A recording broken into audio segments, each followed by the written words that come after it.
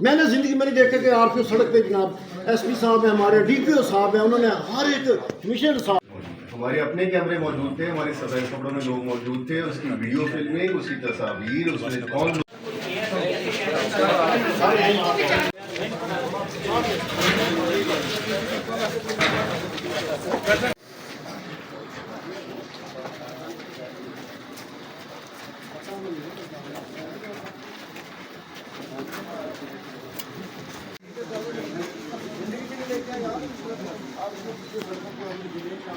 D P او تک جس طرح انہوں نے کام کیا ہے نا، خراج تحسین پیش کرنا چاہیے. بالکل اتنے بڑے سانے سے بچا لیا.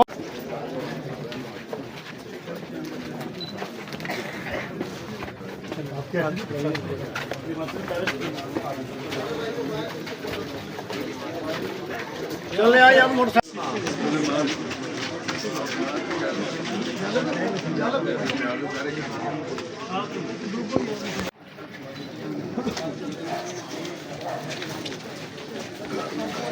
میں آج مجاہد کالونی میں آیا ہوں. میرے ساتھ آر پی او صاحب بھی ہیں، شارق صاحب، میرے ساتھ کمشنر سرگودا اجمل بھٹی صاحب بھی ہیں، اور اس کے علاوہ ہمارے یہاں کے جو مجاہد کالونی کے اندر جو ہماری چرچ ہے ان کے بشپ صاحبان، فادر صاحبان، اور ایک باقی جو ہماری کرسچن کمیونٹی ہے وہ سب یہاں پہ موجود ہے.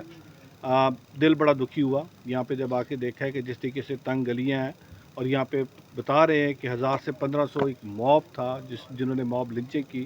میں یہاں پہ آنے سے پہلے جو ہمارے نذیر مسیح صاحب ہیں جو اس وقت بیمار ہیں، میں بھی ان کو مل کے آ رہا ہوں پنڈی سی ایم ایچ میں. اس وقت وہ زندگی موت کی کشمکش میں ہیں. دعا کریں کہ خدا ان کو صحت دے، وہ دوبارہ ایک دفعہ پھر صحت یاب ہو اور انہی گلیوں میں دوبارہ آئے. اور جس طرح ان کے بارے میں مشہور ہے کہ یہاں پہ سب کے ساتھ بڑی محبت کے ساتھ، پیار کے ساتھ انہوں نے زندگی بسر کی، اور لوگوں کے دکھ میں، لوگوں کے سکھ میں انہوں نے ہمیشہ ساتھ دیا. بٹ یہ جو واقعات ہیں، اس طرح کے واقعات کیوں رونما ہوتے ہیں، ہمیں یہ سمجھنے کی ضرورت ہے. یہ وہ واقعات ہیں جو ایک لمبے عرصے سے چلتے آ رہے. اس سے پہلے ہم نے دیکھا اس طرح کا واقعہ ہوا سرگودا کے اندر یہ واقعہ ہونا. لیکن میں خراج تحسین پیش کرتا ہوں خاص کر آر پی او صاحب کو، کمشنر صاحب آپ کو، جس طریقے سے ایک بہت بڑا جو حادثہ ہو سکتا تھا یہاں پہ، کیونکہ مجھے پتہ چلا ہے کہ یہاں پہ تقریباً 2 لاکھ سے زیادہ ہمارے مسیحی اس سرگودا سٹی کے اندر رہتے ہیں، اور خاص کر یہ علاقہ جہاں پہ ہم کھڑے ہیں تقریباً 8000 سے 10,000 رجسٹرڈ ووٹرز ہیں جو یہاں پہ رہتے ہیں. لیکن جس طریقے سے پولیس نے اپنی جان کی پرواہ نہ کرتے ہوئے، بالکل وہ لوگ جب جن کے ہاتھ میں ڈنڈے تھے، سوٹے تھے، پتھر تھے، پتھراؤ کی بات کر رہے تھے، آگ لگانے کی بات کرتے تھے، پولیس کے جوانوں نے ایمبولینسز کے آگے کھڑے ہو کے اپنی جان کی پرواہ نہ کرتے ہوئے خود پتھر کھائے. لیکن جو زخمی تھے ان کو یہاں سے ریسکیو کر کے باہر نکالا. دیکھیے پولیس کا کام ہمیشہ سب سے پہلے یہ ہوتا ہے کہ انہوں نے انسانی جان کو بچانا ہے. لیکن ایک بات، ہماری حکومت بی بی مریم نواز شریف صاحبہ نے میں پرسوں جس دن یہ واقعہ ہوا، میں رابطے میں رہا پورا دن کمشنر صاحب کے ساتھ، ہمارے سیکرٹری ہوم آئے ان کے ساتھ، آر پی او صاحب کے ساتھ، اور بار بار ایک ہی ہدایت سی ایم آفس سے بھی آ رہی تھی کہ سب سے پہلے ہم نے انسانی جانوں کو بچانا ہے اور تاکہ اس کا نقصان ہو. اور ہماری حکومت نے ہمیشہ جب مائنورٹی کی بات کرتے تو ہم نے اپنے آپ کو یہ کہا ہے کہ مائنورٹی، اور بی بی صاحبہ نے جس دن اوتھ لیا تھا یہی کہا کہ مائنورٹی میرے سر کا تاج ہے، میرے ماتھے کا جھومر ہے، ان کو تحفظ دینا، ان کی عبادت گاہوں کو محفوظ رکھنا ہماری اولین ترجیح ہے. جنہوں نے بھی یہ کام کیا ہے، مجھے آر پی صاحب بریفنگ دے رہے تھے جب بیٹھے تھے، تقریباً 250 سے 300 نامعلوم ہیں جن کے خلاف دہشت گردی کا مقدمہ درج ہو چکا ہے. تقریباً 44 لوگ وہ ہیں جن کو انہوں نے فوٹیج کے ذریعے، جو ان کے اپنے کیمرے ان کے ذریعے جن کو انہوں نے آئیڈینٹیفائی کیا ہے، وہ باقاعدہ طور پہ نامزد ایف آئی آر کے اندر میں سے 80% لوگوں کو اریسٹ کر کے جوڈیشل ہو چکے ہیں. سو یہ اس وقت بڑا پرومپٹ تھا. اور میں بھی مل کے آ رہا ہوں. اب سارے دوستوں کی جو بھی رائے ہے وہ میرے لیے قابل احترام ہے، میں اس کا پورا احترام کرتا ہوں. میں بھی جو بیٹا ہے نذیر مسیح صاحب کا، سلطان مسیح، میں ان سے بھی مل کے انہوں نے ایک ہی بات کی ہے کہ ہم انصاف چاہتے ہیں. اور ہم اس وقت دیکھ رہے ہیں یہ کیسز جتنے بھی عدالتوں کے اندر، انشاءاللہ جب یہ عدالتوں میں جائیں گے، چالان ہوں گے، وہاں پہ جب ہمارے پولیس کے ساتھی اور باقی جنہوں نے یہ گواہ ہیں جنہوں نے یہ سارا کچھ دیکھا ہے، جب یہ عدالت میں جاتے ہیں تو انشاءاللہ جس نے یہ جرم کیا ہے اور جو ظالم ہے، جس نے اس پاکستان کی یہ خوبصورت گلدستہ جس کے اندر ہندو، مسلم، سکھ، مسیح سارے بستے ہیں اور وہ مل کے پاکستان بنتے ہیں، جس نے اس گلدستے کو خراب کرنے کی کوشش کی ہے، ان کو کیفر کردار تک پہنچایا جائے گا. اور یہ جو ہمارے وکٹم ہیں ان کو انصاف ملے گا. جتنے بھی چرچز تھی ان چرچز کی سیکیورٹی کو انشور کیا، اس سارے پلان کو ری وزٹ کیا.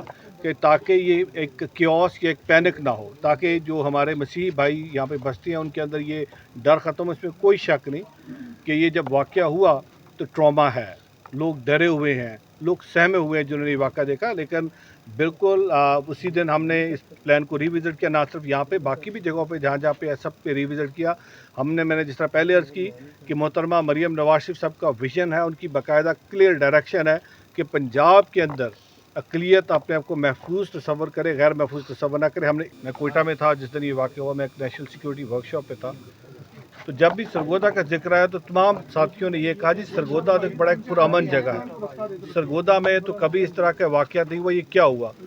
اب یہ بینگ اے پاکستانی, بینگ اس ملک کے ایک شہری ہونے کے ناطے ہمیں یہ دیکھنا ہے کہ اس طرح کے واقعات کیوں ہو رہے ہیں.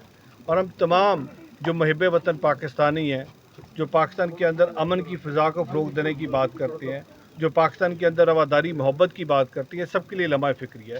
صلی اللہ علیہ وسلم کی ان کی جو زندگی ہے وہ سب کے لیے نمونہ ہے.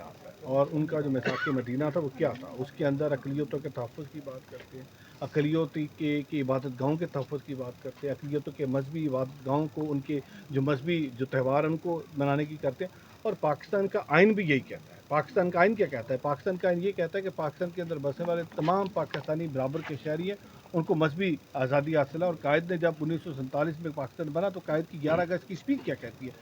قائد کی 11 اگست کی اسپیچ ایک آلریڈی ایک گیون آپ کے پاس ایک پاکستان کا آئین ہے, اور جو بتا رہا ہے کہ پاکستان کے اندر آپ آزاد ہیں اپنے مندر جانے کے لیے, آپ آزاد ہیں اپنے مسجد جانے کے لیے, آپ آزاد ہیں اپنے چرچز جانے کے لیے. اس کا کیا مطلب تھا؟ کہ پاکستان کے اندر سب کو مذہبی آزادی حاصل ہے, اور اسی ویژن کو, اسی سوچ کو لے کے چلنا چاہیے.